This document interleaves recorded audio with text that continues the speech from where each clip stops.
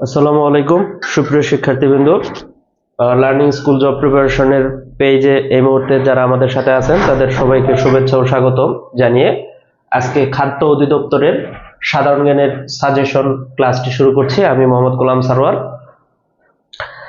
আশা করি আজকের ক্লাসটি একটি এক্সক্লুসিভ ক্লাস হবে এবং আজকের ক্লাস থেকে আপনি সামনে যে খাদ্য অধিদপ্তরের পরীক্ষা আছে সেই পরীক্ষায় অন্তত 7 থেকে 8 নম্বর কমন পাবে। তো এই বিষয়টি যদি শেষ পর্যন্ত আপনারা ক্লাসটা করেন তাহলে আপনারা অনেক উপকৃত হবেন এবং এই উপকারটা যেন সবাই গ্রহণ করতে পারে এই জন্য আপনারা সবাই একটু দয়া করে যারা আমাদের সাথে আছেন একটু দয়া করে শেয়ার করে দিবেন, এবং যারা শেয়ার করেছেন তারা একটু দয়া করে ডান লিখবেন, শেয়ার ডান লিখবেন অথবা ওকে লিখবেন, ওকে অথবা ডান লিখবেন। অনেকে আমাদের সাথে যুক্ত হয়েছেন, তাদের সবাইকে স্বাগতম জানাচ্ছি, ধন্যবাদ জানাচ্ছি। আমাদের সাথে যুক্ত আছেন রিমা শীল স্যার, এই এক্সামের কি ডেট দিছে?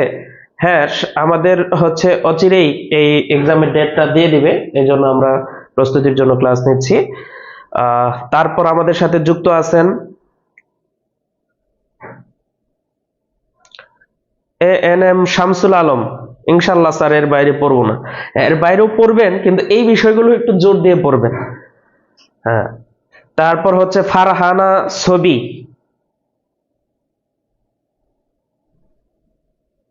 আকলিমা আখি শেয়ারডান। হ্যাঁ, ওকে, যারা আমাদের সাথে যুক্ত আছেন তারা সবাই একটু দয়া করে শেয়ার করে দেন, একটু দয়া করে শেয়ার করে দেন, সবাই যেন ক্লাসটি দেখে উপকৃত হয়। এবং যারা যারা শেয়ার করেছেন তারা ওকে অথবা ডান লিখেন। এবং কে কোথা থেকে জয়েন করেছেন এটা একটু দয়া করে আমাকে জানাবেন, কে কোথা থেকে জয়েন করেছেন, কোন জেলা থেকে বা কোন জায়গা থেকে জয়েন করেছেন, তারা একটু দয়া করে সবাই আমাকে বলবেন। ওকে,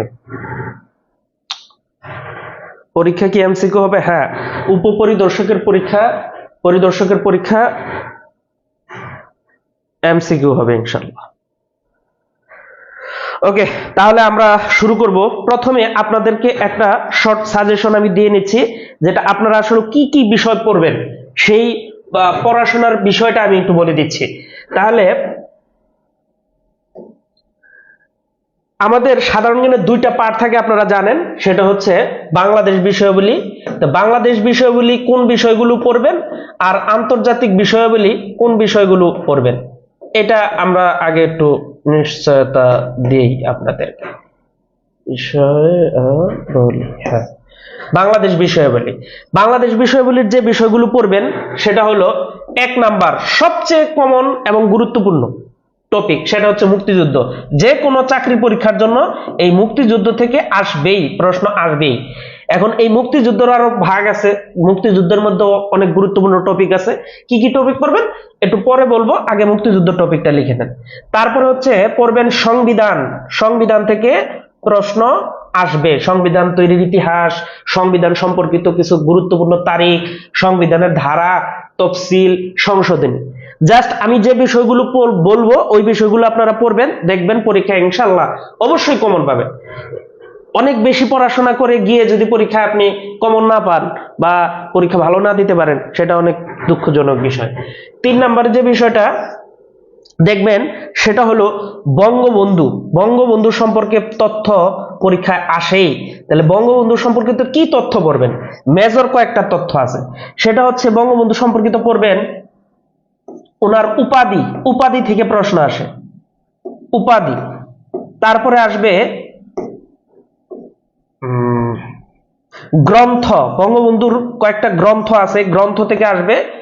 তারপরে যে বিষয়টা পড়বেন চলচ্চিত্র, বঙ্গবন্ধু সম্পর্কিত কয়েকটা চলচ্চিত্র নির্মিত হয়েছে, সম্প্রতি একটা চলচ্চিত্র নির্মাণ হয়েছে, এইটাও আপনাকে পড়তে হবে।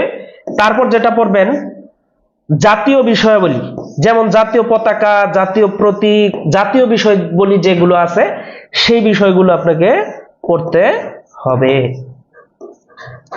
ওকে, নেক্সট আপনি যেটা পড়বেন সেটা হলো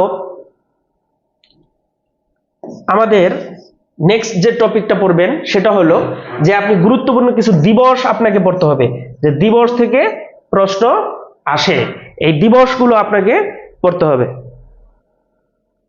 হ্যাঁ, ওকে, তাহলে বাংলাদেশ বিষয়াবলীর এই যে টপিকগুলো আছে এই টপিকগুলো খুব মনোযোগ সহকারে পড়তে হবে। এবং বাংলাদেশের আরো যে উন্নয়নমূলক কিছু প্রকল্প রয়েছে, স্যাটেলাইট রয়েছে, তারপর হচ্ছে এই যে টানেল, কর্ণফুলী টানেল রয়েছে, মেট্রো রেল রয়েছে, এই সম্পর্কিত তথ্যগুলো আপনাকে একটু মনোযোগ দিয়ে পড়তে হবে। তো আমরা ধারাবাহিকভাবে আলোচনা করব। তো আজকে বাংলাদেশ বিষয়াবলী সম্পর্কে যে 5টা টপিক নিয়ে টপিক বলা হলো, এই 5টা টপিক আপনি সুন্দর করে এখানে স্ক্রিনশট দিয়ে রাখেন অথবা 5টা টপিক লিখে রাখেন, যে এই 5টা টপিক আপনাকে পড়তেই হবে, বাংলাদেশ বিষয়াবলী এই 5টা টপিক পড়তেই হবে। এরপরে আমি একটু ছোট করে এদিকে একটু আন্তর্জাতিক বিষয়াবলী একটু ছোট করে লিখব, যে এইখানে আপনাকে আন্তর্জাতিক বিষয়াবলী যেটা পড়তে হবে সেটা হলো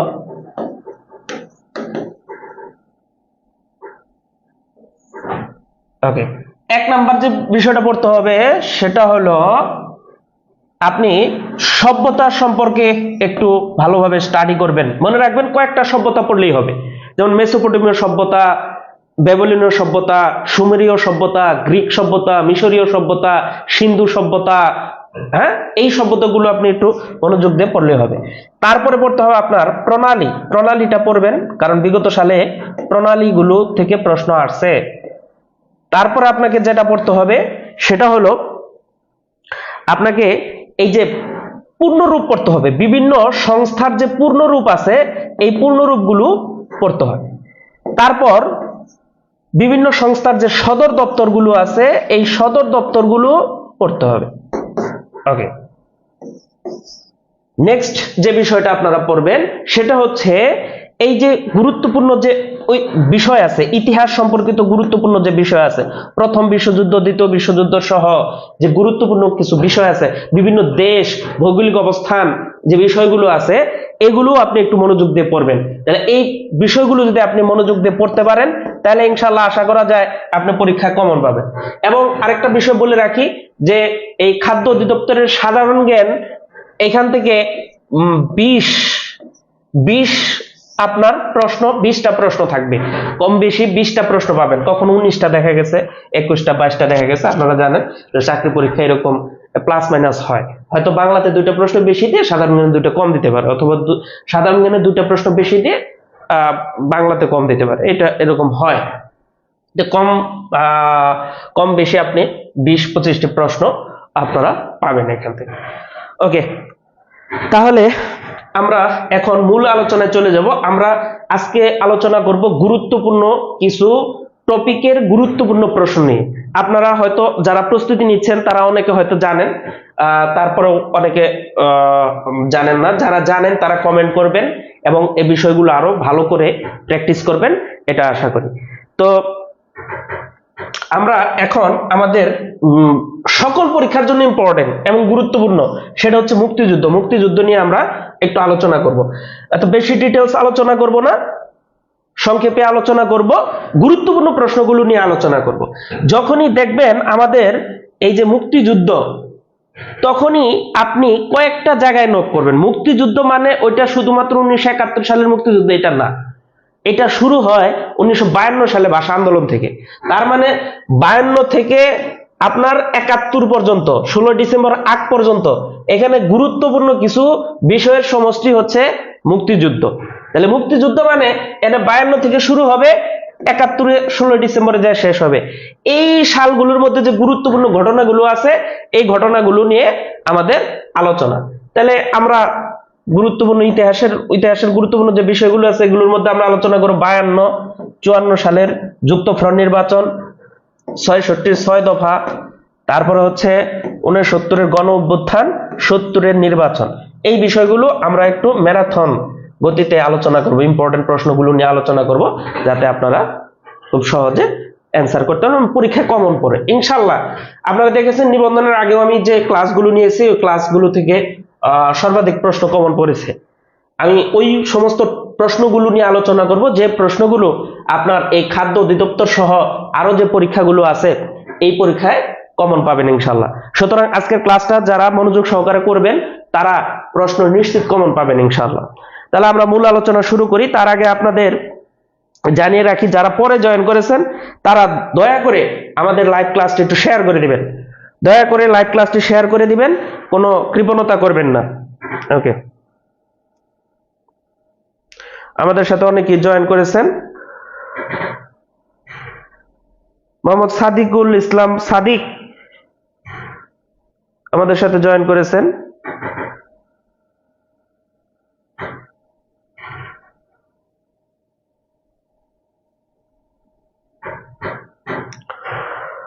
ওকে, তাহলে আমরা শুরু করি, মূল আলোচনা শুরু করি। আমরা 1952 সালের ভাষা আন্দোলন থেকে শুরু করব। 1952 সালের ভাষা আন্দোলন থেকে শুরু করব। ভাষা আন্দোলন থেকে কোন কোন বিষয়টা পড়বেন দেখেন, আপনার সবসময় নক করতে হবে, যেখানে প্রশ্ন বেশি আসে, যে জায়গা থেকে বেশি আসবে সেই জায়গায় আপনাকে বেশি গুরুত্ব দিয়ে পড়তে হবে। ওকে, তাহলে আমরা 1952 সালে ভাষা আন্দোলন দেখি। ভাষা আন্দোলন থেকে একটা প্রশ্ন কমন আসে খুবই গুরুত্বপূর্ণ, সেটা হচ্ছে রাষ্ট্রভাষা বাংলার জন্য প্রথম দাবি তোলেন কে? যারা ক্লাসটি করতেছেন উত্তর যাদের জানা আছে তারা অবশ্যই কমেন্ট করবেন। কমেন্ট করলে এই যে আপনি একটা জিনিস শুনলেন পরে আবার লিখে কমেন্ট করলেন, তাহলে আপনার ব্রেনে কিন্তু সুন্দরভাবে সেভ হবে এবং আপনি কিন্তু এটা বেশি দিন মনে রাখতে পারবেন ইনশাআল্লাহ। তাহলে আমার প্রশ্ন হচ্ছে, রাষ্ট্রভাষা বাংলার প্রথম দাবি তোলেন কে? পরীক্ষায় আসছে। তাহলে এই প্রশ্ন থেকে আমরা কয়েকটা প্রশ্ন পাবো, আরো কয়েকটা প্রশ্ন পাবো। তাহলে প্রথম দাবিটা তুলেন হচ্ছে, রাষ্ট্রভাষা বাংলার প্রথম দাবিটা তুলেন ব্যক্তিটার নাম হচ্ছে ধীরেন্দ্রনাথ দত্ত। ব্যক্তিটার নাম কি? ধীরেন্দ্রনাথ দত্ত। ব্যক্তিটার নাম হচ্ছে ধীরেন্দ্রনাথ দত্ত। ব্যক্তিটার বাসা হচ্ছে কুমিল্লা। এই ব্যক্তিটার বাসা হচ্ছে কুমিল্লা এবং এই ভদ্রলোক দাবি তোলেন 23 ফেব্রুয়ারি। এই ভদ্রলোক দাবি তোলেন 23 ফেব্রুয়ারি 1948। কোথায় দাবি তোলেন? পাকিস্তানের গণপরিষদে তিনি দাবি তোলেন। তাহলে রাষ্ট্রভাষা বাংলার জন্য প্রথম দাবি তোলেন ধীরেন্দ্রনাথ দত্ত। ভদ্রলোকের বাড়ি কোথায়? কুমিল্লা।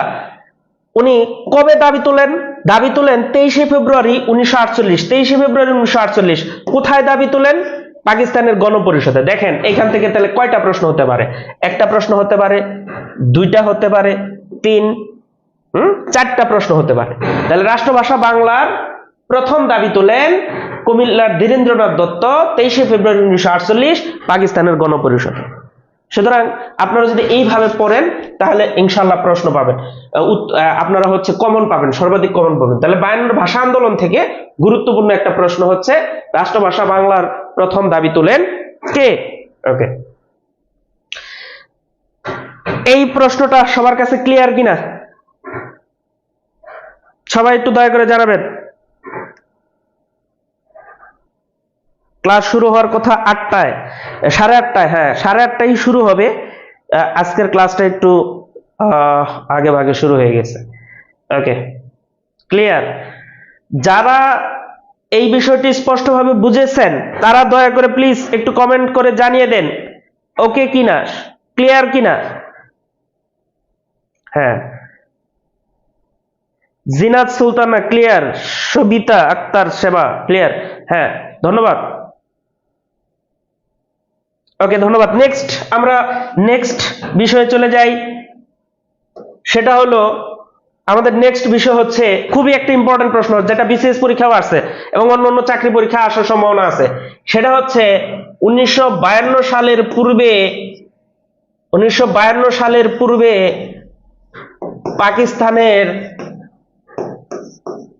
ভাষা দিবস কবে পালিত হতো? এখানে আমি লিখি 1952 সালের পূর্বে পাকিস্তানের ভাষা দিবস কবে পালিত হতো। কে কে উত্তর জানে প্লিজ একটু জানিয়ে দেন আমাকে। কে কে উত্তর জানে একটু জানিয়ে দেন। খুবই ইম্পর্টেন্ট প্রশ্ন। এই প্রশ্নগুলো বারবার আসে, যে প্রশ্নগুলো বারবার আসে ওই প্রশ্ন নিয়ে আমরা এখন আলোচনা করব। কবে একটু প্লিজ জানিয়ে দেন। অনেকেই উত্তর দেওয়া শুরু করেছেন। মোহাম্মদ সোহাইব আক্তার, থ্যাংক ইউ, আপনার উত্তরটি সঠিক। রেশমা রাফরিন, বাহ, 11 মার্চ। হ্যাঁ, রাইট। সুবর্ণ সামন্তিনী, সিনথিয়া বিনতে বৃষ্টি। মেয়েরা আজকাল অনেক বেশি পড়াশোনা করে এবং বেশি কমেন্ট করে, পড়াশোনার প্রতি অনেক বেশি আগ্রহ। Hafsa Akon, 11 March. Yes, right. Nasrin Akter Shikha, 11 March. Yes, এটার উত্তর হচ্ছে 11 মার্চ। 1948 সাল থেকে 1952 পর্যন্ত পাকিস্তানের ভাষা দিবস হিসেবে পালিত হতো 11 মার্চ। Absolutely right. এবং এখান থেকে কিন্তু প্রশ্ন আসছে, এটা সম্ভবত 43তম বিসিএস, 43তম বিসিএস এর একটা প্রশ্ন, এবং এটা আগামীতে অনেক চাকরি পরীক্ষায় আসবে, আপনি নিশ্চিত থাকেন। তাহলে আমরা গুরুত্বপূর্ণ দুইটা প্রশ্ন কিন্তু ভাষা দিবস থেকে, ভাষা আন্দোলন থেকে পেয়ে গেলাম। ওকে, নেক্সট আমরা ভাষা আন্দোলন থেকে নেক্সট যে বিষয়টা আলোচনা করব সেটা হলো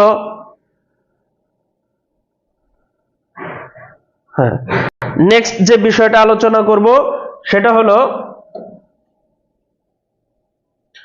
ভাষা আন্দোলন থেকে আরেকটা গুরুত্বপূর্ণ বিষয় আসে, সেটা হচ্ছে ভাষা আন্দোলনের প্রথম সংগঠন কোনটি? ভাষা আন্দোলনের প্রথম সংগঠন কোনটি? ভাষা আন্দোলনের, খুব ইম্পর্টেন্ট, মনোযোগ দিয়ে দেখবেন, ভাষা আন্দোলনের প্রথম সংগঠন কোনটি? ভাষা আন্দোলনের প্রথম সংগঠন কোনটি? উত্তর হচ্ছে তমুদ্দুন মজলিস। তমুদ্দুন, বানানটা ভুল লিখে গেল,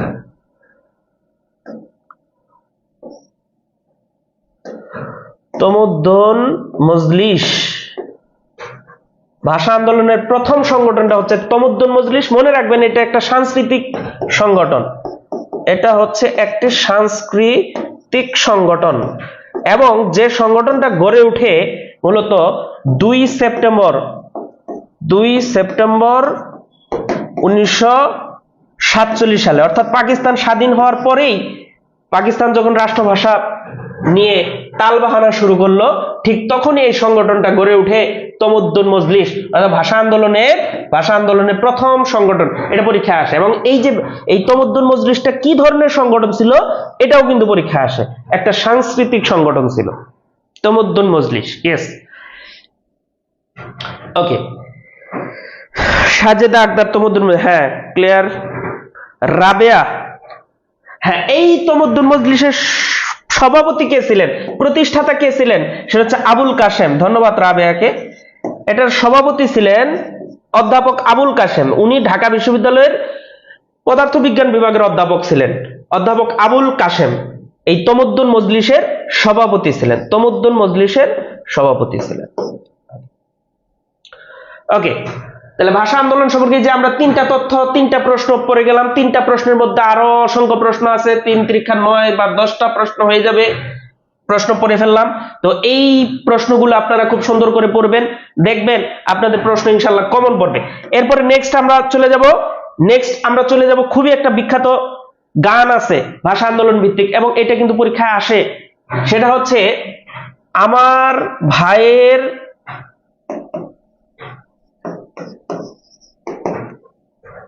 রক্তে রাঙানো, আমার ভাইয়ের রক্তে রাঙানো 21শে ফেব্রুয়ারি আমি কি ভুলিতে পারি। আমরা 21শে ফেব্রুয়ারিতে এই গানটা গাই এবং এই গান থেকেই কিন্তু আমাদের প্রশ্ন আসে। দেখেন কোথা থেকে প্রশ্ন আসে। এই গানটার গীতিকার কে? গীতিকার মানে কি? গীতিকার মানে রচয়িতা। এই গানটা যে লিখছে, গানের রচয়িতাও বলা হয়, গীতিকারও বলা হয়। তাহলে আমরা দেখব গীতিকার বা রচয়িতা একই কথা, রচয়িতা। এই গানের গীতিকার বা রচয়িতা হচ্ছে আব্দুল গাফফার চৌধুরী।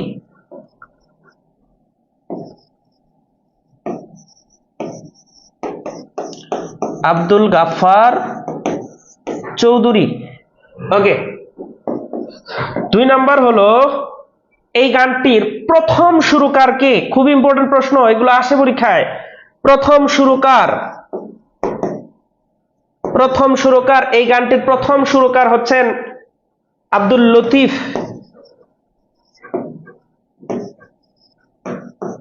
এই গানটির প্রথম সুরকার হচ্ছেন আব্দুল লতিফ এবং এই গানটির বর্তমান সুরকার হচ্ছেন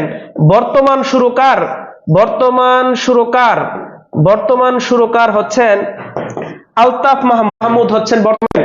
এই প্রশ্ন আসবে পরীক্ষায় যে এই আমার ভাইয়ের রক্তে রাঙানো 21শে ফেব্রুয়ারি গানটির গীতিকার বা রচয়িতা কে? আব্দুল গাফফার চৌধুরী। প্রথম সুরকার কে? আব্দুল লতিফ। এবং বর্তমান সুরকার কে? আলতাফ মাহমুদ। এই প্রশ্নটা খুবই ইম্পর্টেন্ট, ইনশাআল্লাহ আপনারা দেখবেন। অনেকে কমেন্ট করতেছেন, তাদেরকে ধন্যবাদ। যারা জানেন তারা কমেন্ট করবেন, কারণ কি কমেন্ট করলে আপনার প্রস্তুতি হবে। কমেন্ট করা মানে রিভিশন করা। কমেন্ট করবেন, আমি ইনশাআল্লাহ কমেন্টগুলো পড়ব। শিল্পী রানী রয় লিখেছেন বর্তমান সুরকার আব্দুল লতিফ।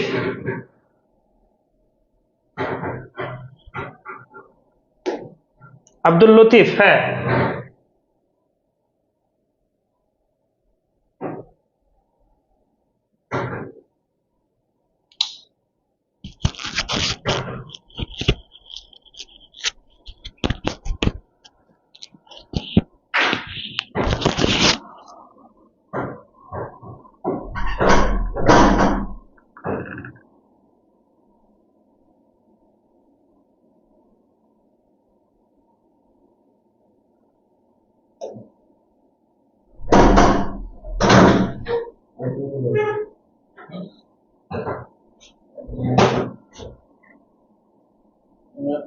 আপডেট সব দেখেন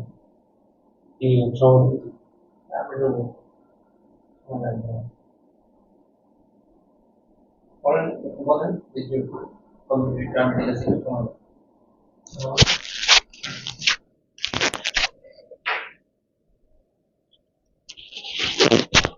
ওকে, আমাদের একটু টেকনিক্যাল প্রবলেমের কারণে আমরা দুঃখিত, আমাদের এইটা একটু আপডেট দেখাচ্ছে, একটু সময় আমাদের ক্ষেপণ হচ্ছে, এই জন্য আমরা দুঃখিত। তো আপনারা যে বিষয় পর্যন্ত ছিলেন একটু এটা রিসিভ করলে পারতেন, বলেন বলে দিতেছে এটা রিসিভ করলে পারতেন। এখানে ছিল 1 আওয়ার লেটার আছে, হ্যাঁ ওটার মধ্যে ক্লিক করলেই চাইতে হবে। কতক্ষণ সময় লাগবে? কতক্ষণ সময় লাগবে? তো কয় পার্সেন্ট? 21% হয়ে গেছে। ওয়েট করতে পারেন, কথা বলেন। ওকে, আপনারা একটু দয়া করে আমাদেরকে জানান এই প্রশ্নটার উত্তর দেখে, আপনারা একটু দয়া করে জানান আমাকে। সেটা হলো যে আমার ভাইয়ের রক্তে রাঙানো 21শে ফেব্রুয়ারি বর্তমান সুরকারকে, বর্তমান সুরকারকে। ওকে, 44তম বিসিএস পরীক্ষায় একটা প্রশ্ন আসছিল খুবই গুরুত্বপূর্ণ, যে এই রিলেটেড, যে আমার ভাইয়ের রক্তে রাঙানো 21শে ফেব্রুয়ারি গানটির রচয়িতাকে বা গীতিকারকে, এই প্রশ্নটা আসছিল। ওকে, তাহলে আপনারা একটু যারা জানেন একটু প্লিজ জানাবেন। একজন লিখছে আলতাফ মাহমুদ। আলতাফ মাহমুদ কিন্তু প্রথম সুরকার, এই আলতাফ মাহমুদ বর্তমান সুরকার, আর আব্দুল লতিফ হচ্ছে প্রথম সুরকার। এই আলতাফ মাহমুদ এবং আব্দুল লতিফের মধ্যে আপনাদের যেন একটা গোলযোগ সৃষ্টি না হয়, সে বিষয়টা কিন্তু আপনারা একটু লক্ষ্য রাখবেন। কারণ আব্দুল লতিফ হচ্ছে প্রথম সুরকার, আলতাফ মাহমুদ হচ্ছে বর্তমান সুরকার।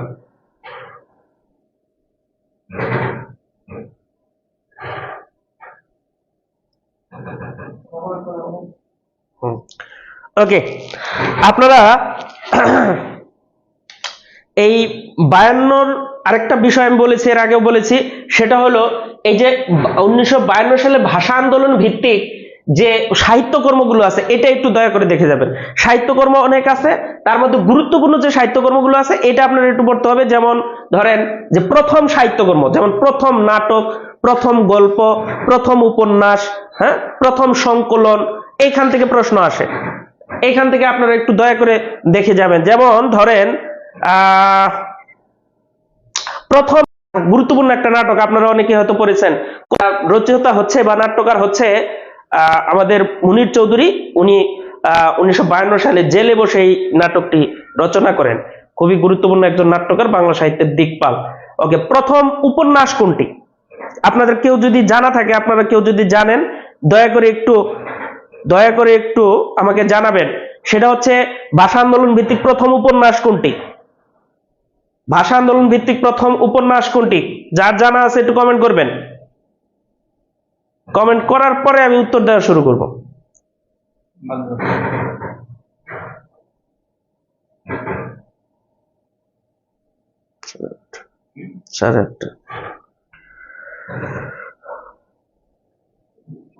ওকে, আমরা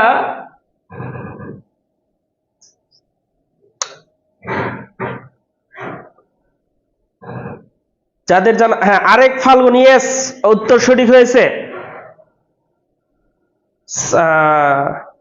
সিনথিয়া বিনতে বৃষ্টি, আরেক ফাল্গুন, হ্যাঁ, থ্যাংক ইউ। আরেক ফাল্গুন, ভাষা আন্দোলন ভিত্তিক প্রথম উপন্যাসের নাম হচ্ছে আরেক ফাল্গুন। ভাষা আন্দোলন ভিত্তিক প্রথম উপন্যাসের নাম হচ্ছে আরেক ফাল্গুন, থ্যাংক ইউ। এইবার আমার সেকেন্ড প্রশ্ন হচ্ছে, এই আরেক ফাল্গুন উপন্যাসটির রচয়িতাকে বা উপন্যাসিককে, আরেক ফাল্গুন উপন্যাসিককে বা হচ্ছে রচয়িতাকে? যারা জানেন উত্তর দেওয়া শুরু করেন।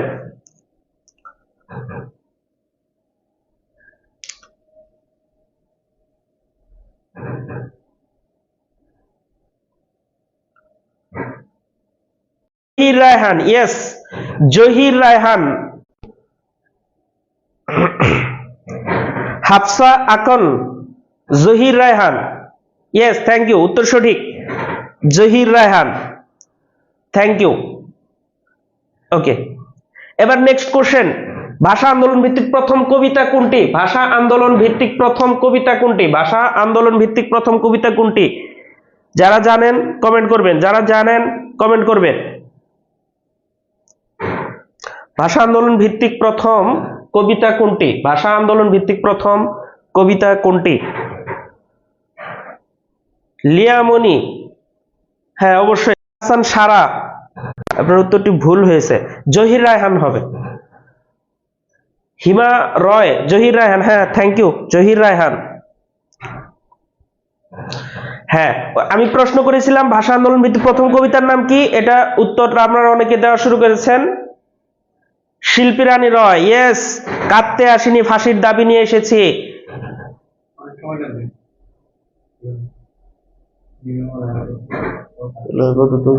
ওই অন্য রিলেটেড কিছু নিয়ে করে দিই, এখন তো তাছাড়া আর কি কিছু করার তো বুঝতেছি না, এত সময় নিয়ে কেন। ওকে, আজকে আমাদের টেকনিক্যাল প্রবলেমের কারণে আমরা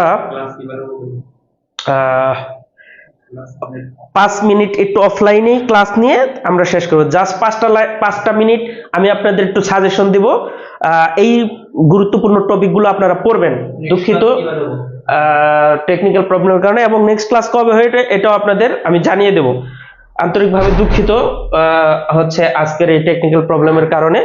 আপনারা এরপরে 1954 সালের যুক্তফ্রন্ট নির্বাচন সম্পর্কে পড়বেন। মনে রাখবেন যুক্তফ্রন্ট নির্বাচন সম্পর্কে আপনাদের যেটা পড়তে হবে, যুক্তফ্রন্ট একটা রাজনৈতিক দল, কোন কোন দলের সমন্বয়ে গঠিত ছিল এটা সুন্দর। হ্যাঁ, একজন লিখেছেন স্যার মুখে মুখে পড়ান, আমরা লিখবো। হ্যাঁ ধন্যবাদ, ঠিক আছে, আপনার এটা আগ্রহটা অনেক ভালো। হ্যাঁ ওকে, যুক্তফ্রন্ট একটা রাজনৈতিক দল, কয়টা রাজনৈতিক দলের সমন্বয়ে যুক্তফ্রন্ট গঠিত হয়েছিল এটা আপনাদের একটু দেখতে হবে। তারপর হচ্ছে যুক্তফ্রন্ট নির্বাচন কবে হয়, এবং আরেকটা গুরুত্বপূর্ণ প্রশ্ন ইদানিং পরীক্ষা আসে আমি দেখি, যুক্তফ্রন্ট রাজনৈতিক জোটের প্রতীক কি ছিল এটা দেখতে হবে। প্রতীকটা ছিল নৌকা। এই যে দেখেন এখন বর্তমান আওয়ামী লীগের প্রতীক হচ্ছে নৌকা। এই নৌকাটা কিন্তু যুক্তফ্রন্ট রাজনৈতিক জোটটিরও প্রতীক ছিল। ওকে, তারপর হচ্ছে এই যুক্তফ্রন্টের মন্ত্রিসভাটা দেখতে হবে, কে মুখ্যমন্ত্রী ছিলেন এবং বঙ্গবন্ধু এই সরকারের কোন মন্ত্রী ছিলেন এটা একটু দেখতে হবে। তারপর আপনারা চলে যাবেন 1966 সালের 6 দফা। 1966 সালের 6 দফা সম্পর্কে আপনাদের একটু পড়তে হবে। 1966 সালের 6 দফা সম্পর্কে একটু পড়তে হবে। ওকে, এবং 6 দফার প্রত্যেকটা দফা কিন্তু ভালোভাবে পড়তে হবে, এবং প্রতিটা দফা কি সম্পর্কিত এটাও একটু দেখতে হবে। এখানে কয়টা অর্থনৈতিক বিষয় আছে পরীক্ষায় কিন্তু আসে। 6 দফার মধ্যে অর্থনৈতিক দফা কয়টা ছিল? 6 দফার মধ্যে অর্থনৈতিক দফা কয়টা ছিল? সেটা হচ্ছে আপনার 3টা, এটা পড়তে হবে। শেষ দফা কোনটা, প্রথম দফা কোনটা এটা পড়তে হবে। 6 দফা দিবস কবে এটা পড়তে হবে। হ্যাঁ, গুরুত্বপূর্ণ বিষয়গুলো ইনশাআল্লাহ আপনারা পড়বেন। ওকে, এরপর 69 গণ অভ্যুত্থান, এখানে তারিখ ভিত্তিক কিছু বিষয় পড়তে হবে। 69 বেশ কিছু মানুষ শহীদ হয়, তারা ইতিহাসে মানে খুবই গুরুত্বপূর্ণ জায়গা দখল করে আছে। 1969 সালের 20 জানুয়ারি আসাদ শহীদ হন। হ্যাঁ, তারপর 24শে জানুয়ারি মতিউর শহীদ হন, এটাকে গণ অভ্যুত্থান দিবস বলা হয়।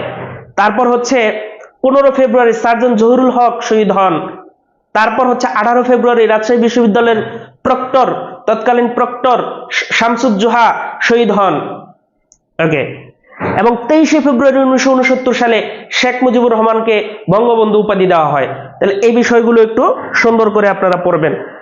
ওকে, তারপর 70 সালে নির্বাচন, এখানে একটা বিষয় খুব গুরুত্ব দিয়ে পড়বেন, সেটা হচ্ছে 1970 সালে নির্বাচনে আওয়ামী লীগ কয়টি আসন পায়।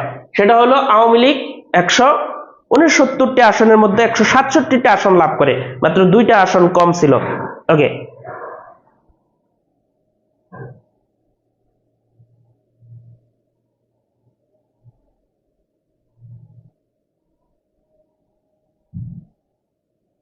ওকে, এবার আমরা দেখব 1971 সালে চলে যাব আমরা। 1971 সালে মার্চ মাস, মনে রাখবেন মুক্তিযুদ্ধের মধ্যে এই যে 9 মাসের মধ্যে সবচেয়ে গুরুত্বপূর্ণ মাস ছিল কিন্তু মার্চ মাস এবং এপ্রিল মাস।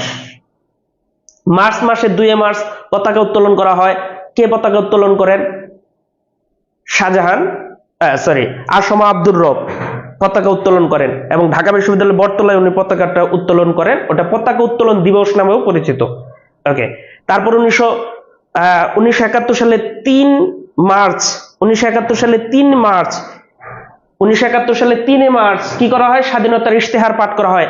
স্বাধীনতার ইশতেহার পাঠ করেন শাহজাহান সিরাজ, এই জিনিসটা আপনারা মনে রাখবেন। তারপর 7 মার্চ ঐতিহাসিক ভাষণ দেওয়া হয়। শেখ মুজিবুর রহমান ঐতিহাসিক ভাষণ দেন এবং ভাষণের 4টা দফা উল্লেখ করেন। এই 4টা দফা আপনারা একটু গুরুত্ব দিয়ে পড়বেন, মনোযোগ দিয়ে পড়বেন, সুন্দর করে পড়বেন। ওকে, তারপর এপ্রিল মাসে আপনারা দেখবেন মুজিবনগর সরকার গঠন করা হয় 10 এপ্রিল।